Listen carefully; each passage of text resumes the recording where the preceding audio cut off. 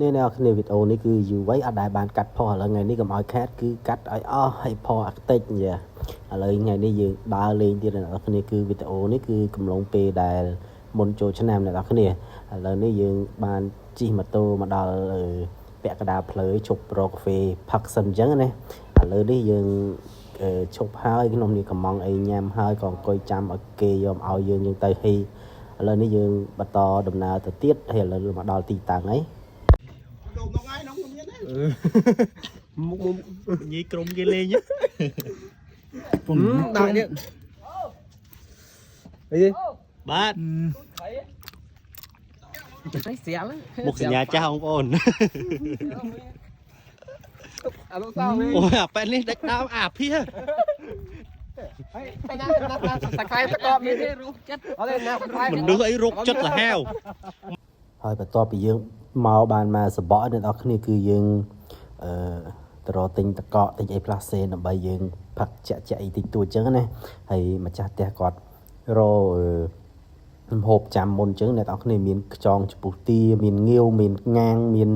ក្តាមមានអីអូសបោបែបអ្នកនរគ្នាគឺសិតតែរបស់ធម្មជាតិក៏រកខ្លួនឯងអ្នកនរគ្នាមិនមែនយើងទិញគេទេហើយអ្នកនរគ្នាគឺសប្បាយមែនតើថ្ងៃនោះដោយសារអីយើងទៅគ្នាច្រើនណាស់ហើយយើងងាយបានជួបគ្នាចឹងណាសិនអ្នករវល់ការងារដូចគ្នាហើយបន្ទាប់មកយើងក៏បានទិញត្រីឆ្ពងមួយទៀតអ្នកនរគ្នាហើយត្រីមួយនេះតម្លៃវា 60000 រៀលអ្នកនរគ្នាគឺធំមែនតើចង់ប្រប៉ុនខ្លួនមនុស្សហើយសាច់វាឆ្ងាញ់មែនតើអ្នកនរគ្នាហើយត្រីនេះគឺគេចិញ្ចឹមនៅកន្លែងក្បែរផ្ទះដែលខ្ញុំទៅលេងចឹងណាហើយនេះគឺម្ហូបដែលយើងបានស្ងោរបានអីហើយឥឡូវយើងចាប់ដើមភ្លក់ឲ្យអ្នកនរគ្នាគឺរសជាតិឆ្ងាញ់មែនតើហើយធានា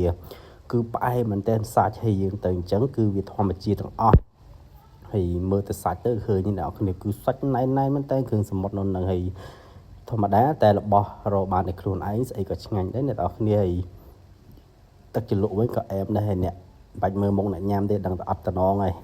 ហ្នឹងហើយឲ្យមេដៃទៀតចេះថ្ងៃនោះសប្បាយមែនតើអ្នកនរគ្នាដោយសារទី1យើងទៅជុំគ្នាទី2បរិយាកាសនៅកន្លែងដែលយើងទៅហ្នឹងគឺក៏វាតំណងអីចឹងទៅហើយនៅនោះគេពីច្រើនគេចិញ្ចឹមត្រីស្ពងច្រើនអ្នកនរគ្នាហើយធំទៀតណាឃើញមុខគ្នាមានតែរឿងរ៉ាវទឹកណែនប្រចាំរករឿងខំទំនង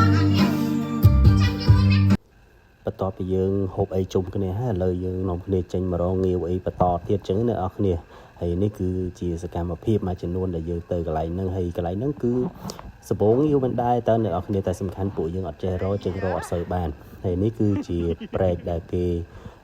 ចំត្រីចំអីចឹងណាអ្នកនរគ្នាហើយកន្លែងហ្នឹងជាកន្លែងមើលទៅគឺស្រស់ស្អាតអ្នកនរគ្នាធម្មជាតិអីបះគេអែមដែរហ្នឹងហើយនេះគឺជាព្រែកដែលនៅម្ដុំកន្លែងខ្ញុំរហ្នឹងហើយទីតាំងនេះបើសិនអ្នកគេចេះរកអីប្រហែលជារកបានពួកខ្ញុំអត់ចេះរកហើយលើល្ងាចហើយក៏ពួកយើងបានចេញដំណើរមកផ្ទះវិញអញ្ចឹងវីដេអូនេះចាប់ត្រឹមហ្នឹងអរគុណ